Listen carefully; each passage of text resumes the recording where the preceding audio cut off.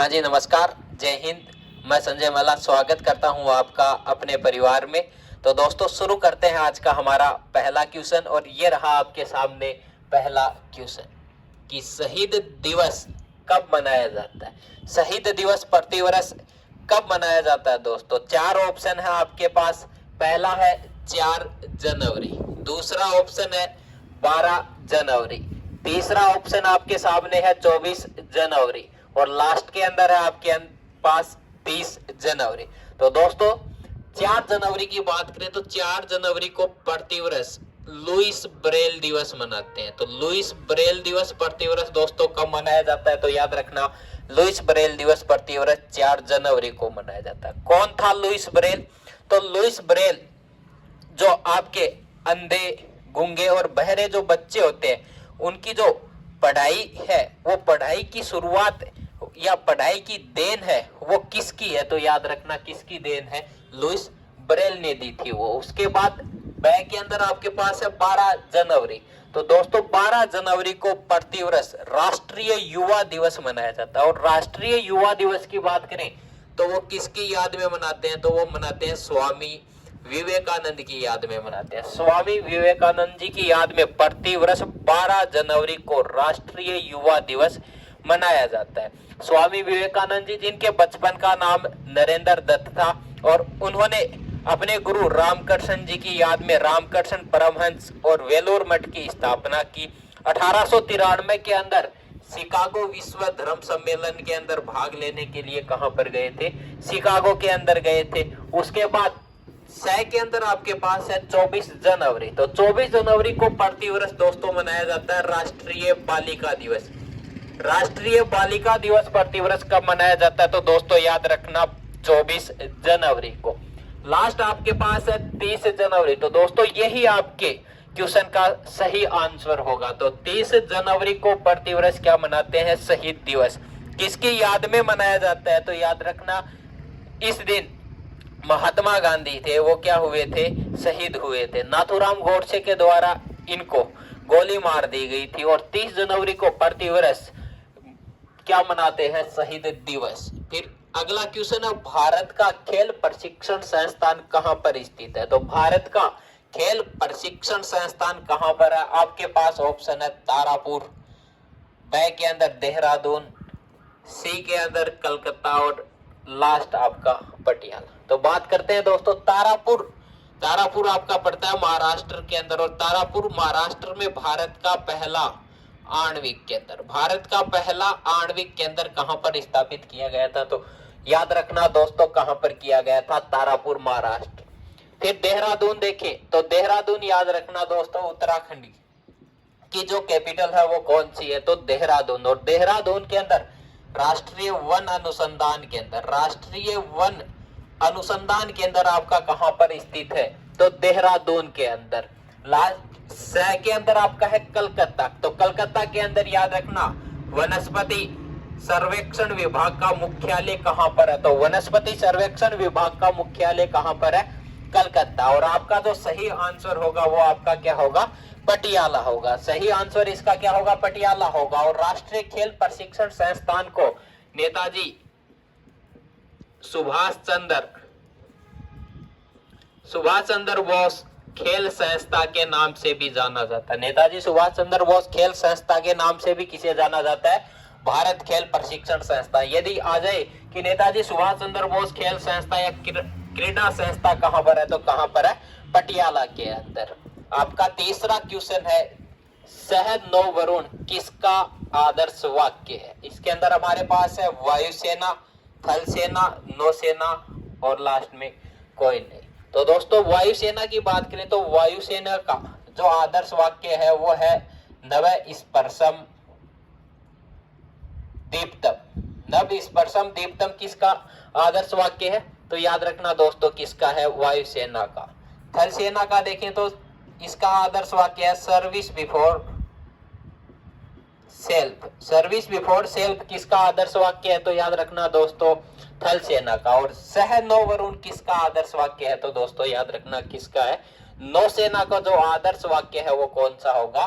सह नौ वरुण। तो right answer आपका क्या हो जाएगा दोस्तों? नौ सेना हो जाएगा। उसके बाद खेल से क्वेश्चन है आपका कि विराट कोहली का संबंध किससे है। तो विराट कोहली का संबंध किससे है, सबको पता है किससे है, क्रिकेट से। किससे है, क्रिकेट से। उसके बाद अगला क्वेश्चन आपका कि अंतिम मुगल बादशाह कौन था। तो अंतिम मुगल बादशाह कौन था, सुनो नहीं आगे तो याद रखना। ए के अंदर बाबर, ब में शेरशाह सूरी, स में अकबर और द का माइन कौन है, बहादुर शाह जफर द्वितीय। अच्छा वेरी गुड, 4 बता रहे हैं भाई। अब देखो बाबर, बाबर भारत के अंदर मुगल साम्राज्य का संस्थापक था। भारत में मुगल साम्राज्य की स्थापना कौन करे, तो याद रखियो कौन करे, बाबर।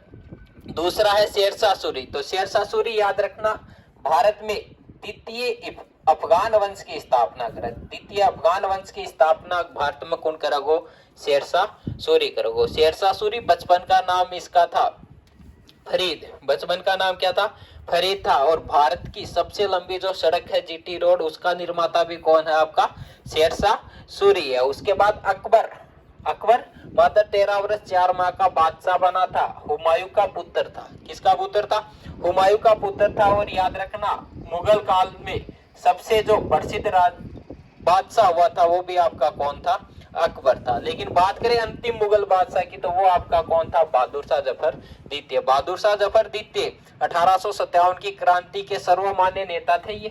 1857 की क्रांति के अंदर इनको प्रमुख नेता घोषित किया गया था। अंग्रेजों ने इनको हुमायूं के मकबरे के बाहर गिरफ्तार किया और गिरफ्तार करके इनको रंगून जेल के अंदर डाल दिया गया। और रंगून जेल कहां पर, बर्मा थी। और इनकी मृत्यु भी कहां पर होती है, रंगून बर्मा के अंदर ही होती है। और वहीं पर इनका क्या बना हुआ है, मकबरा बना हुआ है। उसके बाद अगला क्वेश्चन, कर्नाटक की राजधानी कौन सी है, इको क्या होगा, कर्नाटक की राजधानी 4 बताओ, मुंडा का नहीं, देखो 4। चलो भाई दे बता रहे हैं, देखो रांची। रांची किसकी राजधानी है, झारखंड की। रांची किसकी राजधानी है, तो याद रखियो झारखंड की। लखनऊ की राजधानी है यूपी की। कौन सी नदी पर है, तो याद रखियो गोमती नदी पर। कौन सी नदी पर है, गोमती नदी पर। देहरादून क्या की राजधानी है, उत्तराखंड की। और आपका आंसर सही, 10 रुपया फोन पे ले लियो, ले लेगा। भारत विश्व के क्षेत्रफल का कितना है, तो भारत विश्व के क्षेत्रफल का कितना है, के अंदर 17.5, ब का माइन 2.4, स में 7 और द का माइन 10%। तो याद रखना क्षेत्रफल में पूछा है, क्षेत्रफल में पूछा तो भारत का क्षेत्रफल पता होना चाहिए कितना है, 3287,263 वर्ग किलोमीटर। भारत को क्षेत्रफल कितना है, 3287,263 वर्ग किलोमीटर। और भारत का क्षेत्रफल बात करें विश्व के क्षेत्रफल का कितना है, तो याद रखियो कितना है, 2.4%। और भारत की जनसंख्या विश्व की जनसंख्या का कितना है, तो भारत की जनसंख्या विश्व की जनसंख्या का है 17.5%। या 2011 की जनगणना के अनुसार है। वर्तमान में तो भारत 4x4 का लक्ष्य है और जनगणना करी तो पहला नंबर पर आता हुई। चाइना को पीछे छोड़ दिया। 8 बिलियन जो जनसंख्या है उसमें भारत की वर्तमान यदि जनसंख्या देखें तो भारत पहले नंबर पर है और दूसरा पर अब आओ भी गुना, क्योंकि आदत है भारतीय पल्ला पर आने की। फिर अगला अपना क्वेश्चन कौन सा है, अगला जो क्वेश्चन है आपका वह है हुमायूं का मकबरा कहां पर है। मकबरा कहां पर है, तो हुमायूं का मकबरा ए के अंदर दिल्ली, ब में आगरा, स में गुजरात और द के अंदर मुंबई। तो याद रखना हुमायूं का मकबरा है वो कहां पर बना हुआ है, दिल्ली के अंदर है। और हुमायूं का मकबरा है इसका वास्तुकार था गयास बेग। कौन था, गयास बेग इसका क्या था, वास्तुकार था। और हुमायूं का मकबरा इसका निर्माण किसने करवाया था, तो इसकी पत्नी थी हाजी बेगम। हाजी बेगम इसकी पत्नी थी। उस हाजी बेगम के द्वारा इसका क्या करवाया गया था, आपका निर्माण करवाया गया था। आगरा के अंदर प्रसिद्ध है आपका ताजमहल। गुजरात के अंदर आपकी भारत की नहीं विश्व की सबसे ऊंची मूर्ति है statue of unity. Statue of unity आपकी कहां पर है, गुजरात के अंदर नर्मदा नदी पर, नर्मदा जिले के अंदर, जो 182 मीटर या 597 फीट ऊंची है। और इसका वास्तुकार कौन था, राम सुतार मुंबई के अंदर जो आपके एग्जाम में आता है वो आता है गेटवे ऑफ इंडिया कहाँ पर है, तो गेटवे ऑफ इंडिया आपका कहाँ पर है, मुंबई महाराष्ट्र में। और इंडिया गेट आपका कहाँ पर है, तो याद रखना कहाँ पर है, दिल्ली के अंदर। देखिए होगी। फिर पानीपत की पहली लड़ाई कब लड़ी गई, तो पानीपत की पहली लड़ाई के अंदर आपके पास ऑप्शन है 1556, 1761, 1192 और लास्ट है 1526। तो 1526 में भाई 1526 बता रहे हैं, देखते हैं इसका सही आंसर क्या होता है। 1556 की बात करें तो 1556 5 नवंबर 1556 की बात है, और 5 नवंबर 1556 में पानीपत का द्वितीय युद्ध हुआ था। पानीपत का दूसरा युद्ध 1556 के अंदर हुआ था। एक तरफ अकबर था, एक तरफ हेमू था। हेमू लगभग युद्ध जीत गया था, सिर्फ औपचारिकताएं बाकी थी, लेकिन उनकी आंख के अंदर एक जहरीला तीर लग जाता है जिससे हेमू घायल हो जाते हैं। उनकी सेना ने सोचा भाई राजा साहब तो सल्ट गया, तो सेना उठाई आपकी चपलड़ी और बैठे थू था। अपने वाले यही होते हैं। और बताते हैं कि अकबर है वो हारा हुआ युद्ध जीत गया था। और इस युद्ध के बाद इतिहासकार आरपी त्रिपाठी है वो बोलते हैं कि अकबर की विजय तो एक दैवीय संयोग थी, यानी बिल्ली के भाग को छिको टूटो, और आपकी हेमू की पराजय एक दुर्घटना मात्र थी, यानी किसी ने सोचा भी नहीं था कि इस युद्ध के अंदर हेमू पराजित हो जाएगा। तो पानीपत का दूसरा युद्ध 1556, 1761 के अंदर पानीपत का तीसरा युद्ध, 1761, ये अहमद शाह अब्दाली और मराठों के बीच में हुआ था। इसमें अहमद शाह अब्दाली विजय रहा था। 1192 के अंदर आपका तराइन की द्वितीय लड़ाई हुई थी। तराइन का सेकंड युद्ध कब हुआ था, 1192 में। इसमें एक तरफ पृथ्वीराज चौहान और दूसरी तरफ मोहम्मद गौरी इस युद्ध में जीत जाएगा। और जीतने के बाद भारत में मुस्लिम साम्राज्य की क्या की थी, स्थापना की थी। तो भारत में मुस्लिम साम्राज्य की स्थापना करने वाला कौन था, गौरी था। गौरी बताते हैं कि भारत के अंदर सबसे पहले 1178 के अंदर निहालवाड़ा या कायदरा के युद्ध के अंदर नायका देवी से पराजित होकर चला जाता है। फिर बताते हैं कि पृथ्वीराज चौहान और गौरी के बीच काफी बार युद्ध हुए और हर युद्ध के अंदर गौरी हारता गया, लेकिन लास्ट में गौरी क्या करता है, हार नहीं मानता, और लास्ट में हार न मानने का कारण ही उसके विजय का कारण बनता है और भारत के अंदर मुस्लिम सत्ता की क्या कर देता है, स्थापना करता है। तो तराइन का द्वितीय युद्ध कब हुआ था, 1192, और आपका सही आंसर क्या होगा, 1526। और इस 1526 के पानीपत की पहली लड़ाई के बाद भारत के अंदर बाबर ने क्या कर दी थी, भारत में मुगल साम्राज्य की स्थापना कर दी थी। उसके बाद अगला क्वेश्चन आपका, ओलंपिक ध्वज में कितने रिंग होते हैं।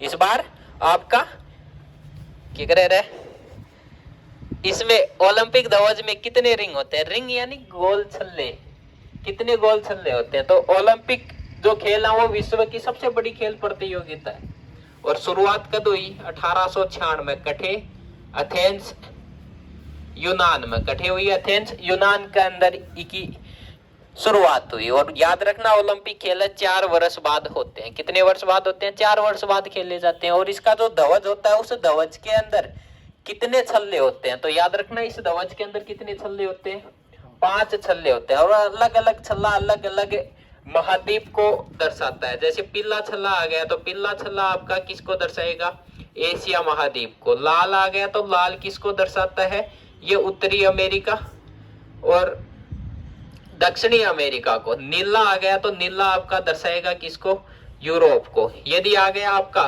काला छल्ला आ गया तो काला आपका दर्शाता है किसको, अफ्रीका को। और एक हरा बच गया तो हरा किसको दर्शाता है, हरा आपका दर्शाता है ऑस्ट्रेलिया को। बच गया अंटार्कटिका, तो अंटार्कटिका याद रखना वहां पर कोई व्यक्ति निवास नहीं करता है। तो याद रखना ये 6 जो महाद्वीप हैं ये अलग अलग कलर के जो छल्ले होंगे वो अलग अलग महाद्वीपों को दर्शाएंगे। पीला एशिया को, लाल उत्तरी अमेरिका और दक्षिणी अमेरिका, नीला जो छल्ला होगा यूरोप महाद्वीप को, हरा होगा वो किसको दर्शाएगा, ऑस्ट्रेलिया को, और कालिया कठे अफ्रीकन। उसके बाद याद रखना चिल्का झील, कौन सी पूछी है, चिल्का झील। तो पहली बात तो चिल्का झील मीठा पानी की है, खारा की, तो याद रखियो कौन से की है, खारा पानी की। मीठा पानी की कौन से की है, खारा पानी की झील है। अब भारत का किस राज्य में स्थित है? तो याद रखियो भारत का की राज्य में स्थित है? ओडिशा का माइन कठे ओडिशा के अंदर। भारत की खारा पानी की सबसे बड़ी तटीय जो झील है वो कौन सी है? तो याद रखियो कौन सी है? ओडिशा। श्रीनगर के अंदर है आपकी वुल्लर झील, और वुल्लर झील भारत की सबसे बड़ी झील और भारत की सबसे बड़ी प्राकृतिक मीठे पानी की झील भी आपकी कौन सी? वुल्लर झील है। उसके बाद राजस्थान के अंदर याद रखना सांबर झील कहां पर है? राजस्थान के अंदर लोकटक झील जो पूर्वी भारत की सबसे बड़ी झील है। पूर्वी भारत की मीठे पानी की सबसे बड़ी झील लोकटक कहां पर है? आपकी मणिपुर के अंदर। तो क्वेश्चन चिल्का झील कहां पर स्थित है? तो आपका आंसर क्या हो जाएगा? ओडिशा के अंदर है। कहां पर है? ओडिशा के अंदर। अगला क्वेश्चन है कि उगते हुए सूर्य का देश किसे कहते हैं? उगते हुए सूर्य का देश किसे कहा जाता है? आपके सामने है नॉर्वे, जापान, ब्रिटेन और फिनलैंड। हाँ जी, नॉर्वे। Very good. तो याद रखना उगते हुए सूर्य का देश किसको कहा जाता है? नॉर्वे का। हाँ के जी, तू भी बता। जापान। तो याद रखना जापान को सूर्योदय का देश, सूर्योदय का देश किसे कहा जाता है? जापान को कहा जाता है। जापान वो देश है जिसकी खुद की जनसंख्या बढ़ती नहीं और बाकी देशों के अंदर कौन कौन से तेल बेचता है? ये नालायक देश, बहुत खतरनाक देश है। खुद के अंदर जनसंख्या बहुत कम है और भारत की जनसंख्या बढ़ाने के पीछे सबसे बड़ा कारण इसे जापान का ही है, याद रखना। अगला आपका है ब्रिटेन। ब्रिटेन को सूर्यास्त का देश कहते हैं। किसका देश कहते हैं? सूर्यास्त का देश किसे कहा जाता है? तो सूर्यास्त का देश या छिपते हुए सूर्य का देश किसे कहेंगे? ब्रिटेन को। और लास्ट कौन सा? फिनलैंड। इसको हजार झीलों का देश किसे कहा जाता है? तो किसे कहा जाता है? फिनलैंड को। और फिनलैंड की जो प्रधानमंत्री है वो सन्ना मारेन। सन्ना मारेन याद रखियो सबसे युवा प्रधानमंत्री जो महिला है वो है सन्ना मारेन, और वर्तमान में किस देश की है? तो फिनलैंड की। फिर संसार का सबसे बड़ा द्वीप। पहली बात तो द्वीप होता क्या है? तो द्वीप याद रखना स्थल का भाग होगा और जो चारों तरफ से किससे घिरा हुआ होगा? पानी से। चारों तरफ इसके क्या होगा?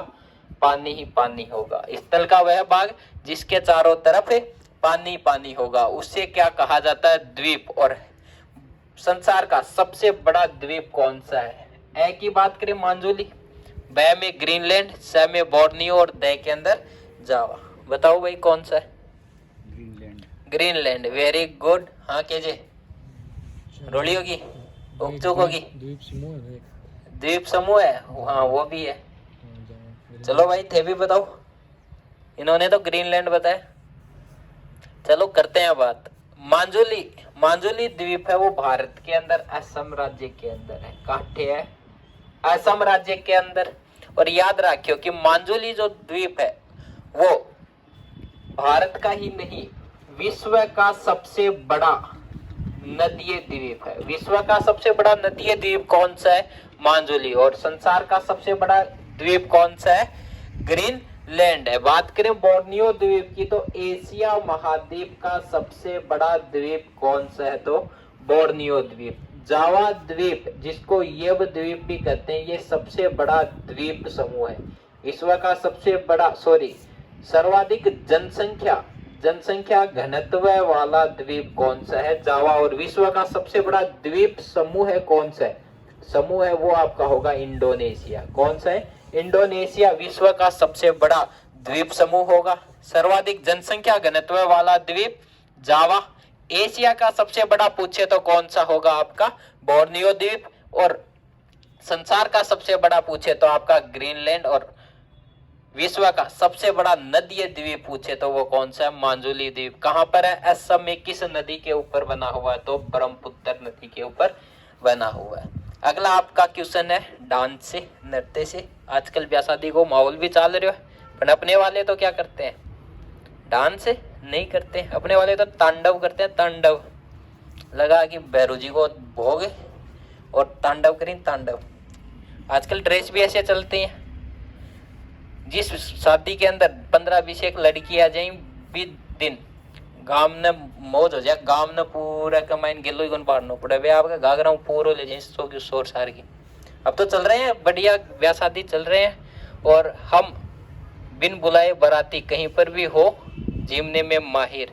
1 नंबर का या ना हो ना हो, लेकिन ब्याह शादी का मायने पूरा एकदम आया का बन के जाओगा कि बनड़ों पे ज्यादा बन ठन के जाओगा। तो ज्यादा होशियार हो की मत जाया करो, ज्यादा होशियार हो की जाओ जना भी पच जाओगा। नॉर्मल तरीका जाया करो, तंजीम की तो अणु है। तो देखो कथकली कहाँ का प्रसिद्ध नृत्य है, तो कहाँ का प्रसिद्ध नृत्य है? ए में केरल, बी में तमिलनाडु, स में असम और द में आंध्र प्रदेश। तो बताओ भाई कथकली कठे को है? केरल। थे भी बताओ, थे कि मुंडा कहने देखो ना बड़े काम चल रहा है यहाँ, कौन चल रहा है? कहाँ का है? तो याद रखना कहाँ का है। तो कथकली केरल का। कथकली के साथ यदि मोहिनीअट्टम भी आए कि मोहिनीअट्टम कहाँ का, तो वो भी आपका केरल का। तमिलनाडु की बात करें तो तमिलनाडु में कौन सा है? भरतनाट्यम। भरतनाट्यम कहाँ का है? तमिलनाडु का। असम का शास्त्रीय नृत्य कौन सा? सत्रिया। तो सत्रिया कहाँ पर किया जाता है? असम के अंदर। बिहू नृत्य भी कहाँ का है? बिहू भी आपका असम का है। आंध्र प्रदेश की बात करें तो कुचिपुड़ी। शास्त्रीय नृत्य आपका कहाँ का है? आंध्र प्रदेश का। तो कथकली कहाँ का प्रसिद्ध नृत्य है? आपका आंसर हो जाएगा केरल। मोहिनीअट्टम पूछे तो भी कहाँ का है? केरल का। भरतनाट्यम आ जाए तो तमिलनाडु का। यदि सत्रिया नृत्य आ जाए तो सत्रिया नृत्य आपका कहाँ का है? असम का। बिहू आ जाए कहाँ का है? असम का। उसके बाद कुचिपुड़ी आ जाए तो आपका कहाँ का है? आंध्र प्रदेश का। लास्ट है आपका पुस्तक से क्वेश्चन, और ये कौन सा है? डिस्कवरी ऑफ इंडिया के लेखक कौन है? तो डिस्कवरी ऑफ इंडिया के लेखक ये सुभाष चंद्र बोस बता रहे हैं, अभी देखते हैं। तो डिस्कवरी ऑफ इंडिया के जो लेखक हैं वो कौन है? नेहरू जी है सर। नेहरू जी है। तो देखो चलो, एक नेहरू जी बता रहा है और एक है सुभाष चंद्र बोस। अच्छा 3 नंबर पर लॉक किया जाए, रुपया कौन मिलेगा? पहले आपने क्या बताया? सुभाष चंद्र बोस। तो देखते हैं। तो गांधी जी, गांधी जी तो पुस्तक नहीं लिखता है, ये तो ग्रंथ लिख कर जाता है। गांधी जी जिसने लिखी थी my experiment with truth, Harijan, Hind Swaraj, Harijan, Sarvodaya, Hind Swaraj, young India, Indian opinion और माई एक्सपेरिमेंट विथ ट्रूथ, ये पुस्तक कौन लिखता है? Gandhi ji. Harijan, Sarvodaya, Hind Swaraj, young India, Indian opinion. Indian opinion तो इन्होंने अफ्रीका के अंदर समाचार पत्र निकाला था। माई एक्सपेरिमेंट विथ ट्रूथ, सत्य के साथ मेरा प्रयोग, ये कौन लिखता है? गांधी जी। फिर आपका आता है लाला जी। तो Lala Lajpat Rai unhappy India, unhappy India है, ये कौन लिखता? तो ये किसके द्वारा लिखी गई थी?